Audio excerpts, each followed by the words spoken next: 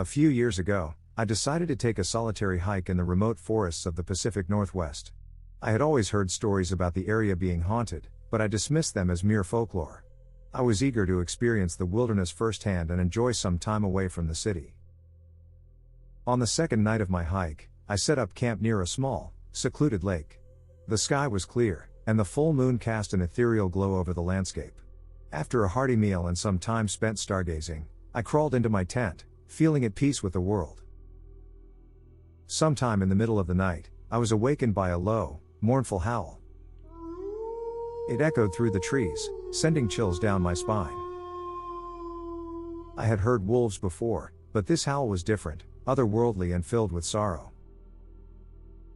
I unzipped my tent just enough to peek outside, and that's when I saw it. Standing at the edge of the lake was a large, spectral wolf. Its fur was white and seemed to shimmer in the moonlight.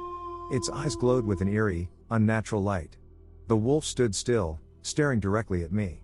I was frozen in place, unable to move or look away.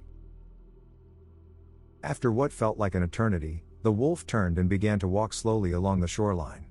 Without thinking, I grabbed my flashlight and followed at a safe distance, driven by a mix of curiosity and fear. The ghostly wolf led me through the dense forest, its glowing form always just ahead. Eventually, we reached a small clearing where the remains of an old cabin stood. The wolf stopped in front of the cabin and looked back at me one last time before fading into the night. As the wolf disappeared, I felt a strange sense of calm wash over me. I approached the cabin and found a weathered journal inside, detailing the life of a lone trapper who had lived there many years ago. The final entry spoke of a bond between the trapper and a loyal wolf companion that had saved his life numerous times. The trapper had buried the wolf near the lake when it passed away, and the journal hinted at the trapper's deep grief and longing to reunite with his friend. I spent the rest of the night in the cabin, feeling a connection to the ghostly wolf and the trapper's story.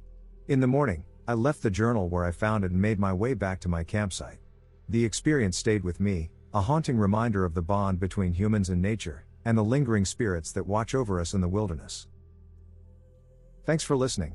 This is Purple Storyteller, and I'll see you in the next video.